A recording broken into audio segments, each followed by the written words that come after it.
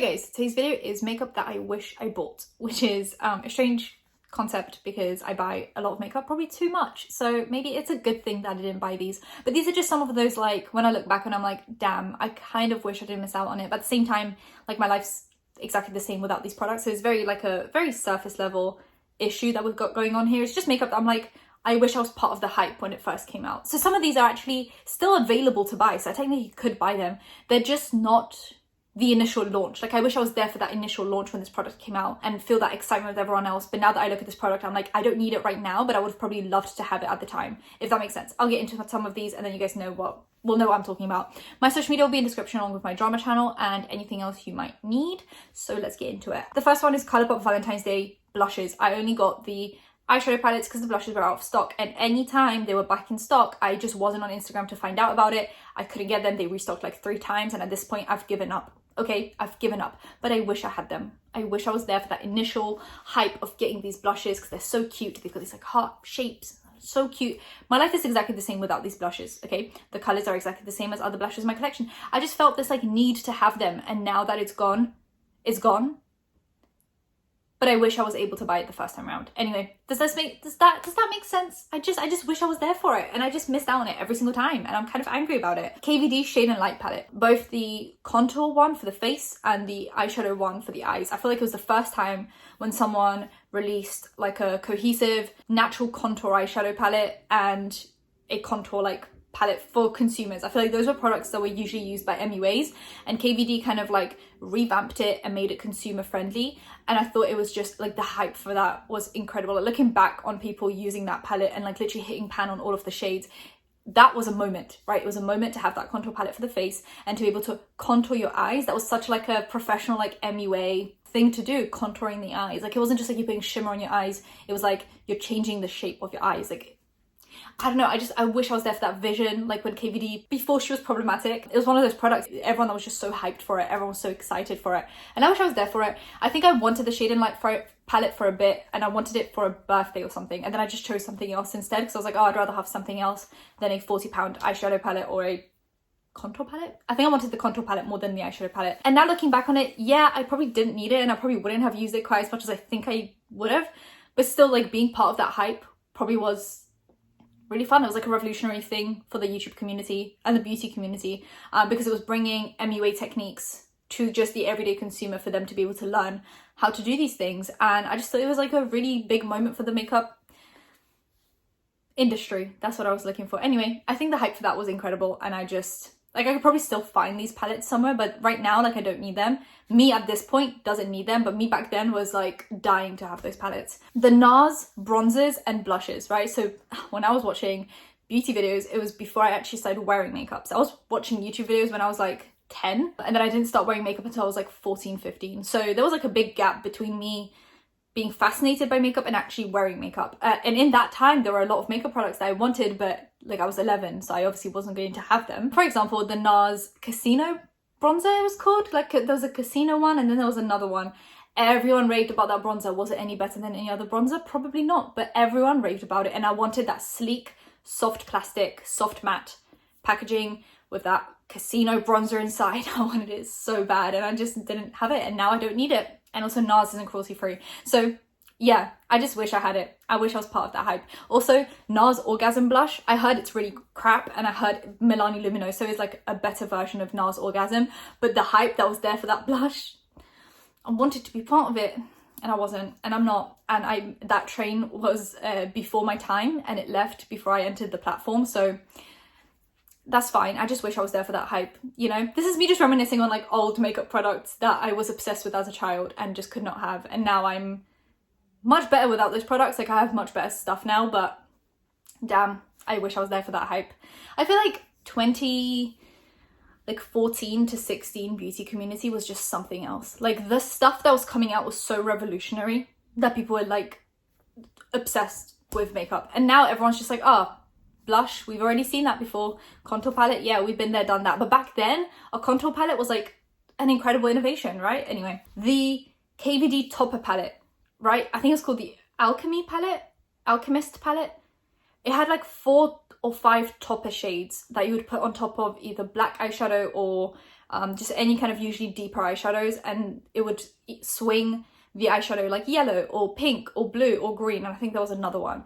Oh my god, was I obsessed with watching videos of people swatching it on top of eyeliner. Like people would put black eyeliner on their arm and then swatch it on top of the black, and it was the most magical thing in the world. But was I a 13-year-old putting black eyeliner all over my eyes and then putting shimmery eyeshadow on top of it on a regular basis? No. So do I need the palette? No, and I still don't do that, so I don't look good in deeper eyeshadows. But was I obsessed with watching those videos? Absolutely. And did I really, really desperately want that palette? Absolutely. Was it really overpriced? Absolutely. So I don't have it. But yeah, it was just like a piece of, I think it was limited edition as well, so you can't get it anymore. And I just think it was a moment. It was a moment in time, which kind of started like topper shades and stuff like that. I think it was like another big like innovation. It was really exciting at the time, and now I'm thinking about it and it's just a regular shimmer eyeshadow. That's what it is. It's a shimmer eyeshadow. But at the time it was the most magical thing to me, and I just wanted to be a part of it, and I wasn't. ABH Prism palette. You can't get it anymore, and I regret that I didn't buy it when I had the chance to, because it was one of the last like velvety palettes that they made. Since then they haven't made many velvet palettes. They kind of changed the outer packaging of those as well, and they don't really make those anymore. Like they've made so many Norvina palettes and not a single new like suede palette has come out, and the Prism one was so stunning, so beautiful. Oh my god. And at the time I was like, oh, I don't need it, I don't need those shades. I wasn't very experimental with shades back then, and now I wish I had it as part of my collection, because I just think it looks so beautiful. Like the shades are stunning, the outer packaging is beautiful. It would look so good with my ABH shadow collection, and I regret not getting it. And just like looking into the future and being like, in a few years time you're going to be more experimental with your makeup, and then you'll appreciate me buying this palette for you, future Angelika. But I didn't think that, and I didn't get the palette, and now I kind of regret not having it purely for a collector's thing. I just think it's one of their most probably interesting palettes. Yeah, I regret not having it. I think that's a really good palette. Anyway, on the same realm, ABH Subculture palette.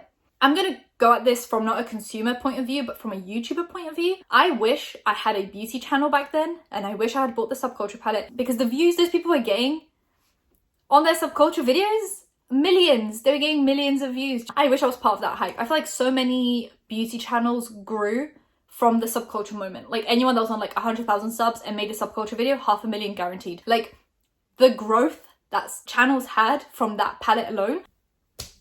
I watched every single one of those Subculture videos, and I knew exactly what would happen. They were going to dig their brush into it, a lot was going to fall out, they were going to hit pan on it. I knew the storyline, and I watched every single video on Subculture because it was so interesting. And I regret not having a channel back then and buying that damn Subculture palette, because that would have just, oh my god, the opportunity that was just presented to people with that palette is incredible. On the same vein, in a similar point of view, Jack and Hill lipsticks. Do I want 5 million views on a video? Absolutely. Did I have 5 million views on a video? No. No, I didn't. And I had a drama channel at that time, so I could have just, you know, had a beauty channel and bought those lipsticks and had a 5 million view video. Do I regret my choices? Yes, deeply. Jack and Hill highlighters. When she first came out with the highlights, okay, this list is really old because I planned my videos like a month ahead of time. So I probably made this list a month ago or more before Jack and Hill relaunched her limited edition highlighters. Okay, so until the end of 2020, Jack and Hill was adamant on the fact that anything that came out with her Christmas collection, aka like the highlighters and stuff, was not coming back. It was limited edition. And now what has she done? She relaunched her highlighters. With Jack and Hill, when she says limited edition, I hear permanent is coming back. Don't listen to me, I'm lying. And am I wrong? No. So when I wrote this list, it was because she said that the highlighters are not coming back. So I said Jack and Hill highlighters. They're back.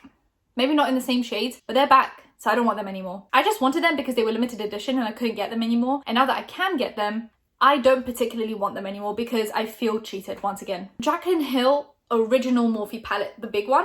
Yeah, I didn't get it when it first came out because I was like, oh, big palettes, I don't really want it. It's got blue in it. I don't wear blue. I wish I got it because now they changed the formula of it and it's not as good as it used to be. So they changed it to match the volume 2 that they released, and people compared the original formula to the new formula and they said it's different and that the original one is much better. Than they can't like recommend the new one anymore because it's not the same formula that they love and enjoy. I remember one time I had it in my cart and I had a discount code for, I think it was like Feel Unique or something, and it was excluding the Jack and Hill palette, so I just didn't end up buying it. So I was like, oh, I only wanted it because I had a discount for it, and the discount didn't work, so I didn't get it. And now I regret not buying it because I think it's just such a good palette. But to be honest, I tried the Morphe James Charles palette and I didn't actually enjoy it that much. But then I think the James Charles palette is a different formula. Jaclyn Hill was supposed to have her own special formula that they didn't use for anyone else. So yeah, I just wanted to try the original formula. Now that that's gone, I'm not really that interested. But I wish I was there for that initial hype of the Jaclyn Hill palette. And I don't have it. I don't know what the formula was like. Everyone raved about it. So yeah,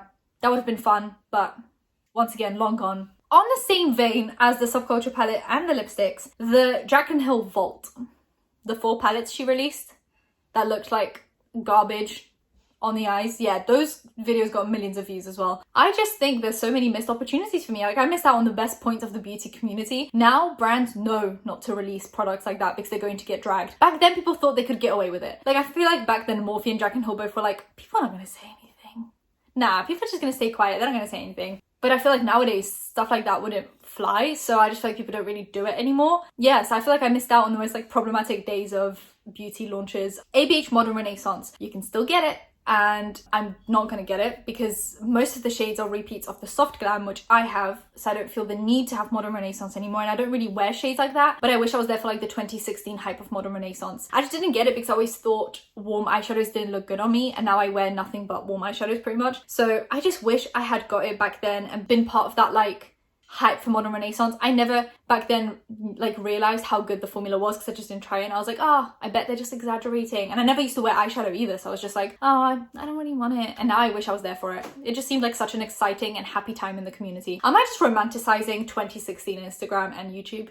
I feel like I am, because I feel like they had their own issues back then, but I feel like I'm romanticizing it because YouTube beauty was at its peak. Like, I feel like 2016 beauty community was like, everyone was a multi-millionaire, everyone was successful, everyone was getting millions of views on their videos. And now I feel like that's really died down. Not many beauty channels are still getting the kind of views that they used to get. So I feel like I'm romanticizing the 2016 time of the beauty community and the kind of products that were coming out. But I feel like it's because back then anything that came out was a novelty. Anything that came out was a new formula, a new concept, a new idea. Now, is there anything that a brand could release that would like knock your socks off? Because I don't think there is. Like, I don't think anything a brand releases at this point is something that I'm like, oh my god, never seen before, brand new, I'm excited about it, I've never tried something like this. Like, if it's a blush, it's a blush, it's matte, shimmery, it's satiny. If it's an eyeshadow palette, it's glitter, shimmer, pressed something. Like, nothing that's coming out right now is so exciting that it's like, oh my god, brand new thing, I'm so excited about it. So yeah, I just feel like most of this is either me wanting it for collecting purposes, me regretting not being a part of that hype back then, or just wanting to experience like a first in the beauty industry. Like, for example, the Shade and Light palette was like the first time that contouring really came around to the consumer. The topper shades, like, I just wish I was there for like that first initial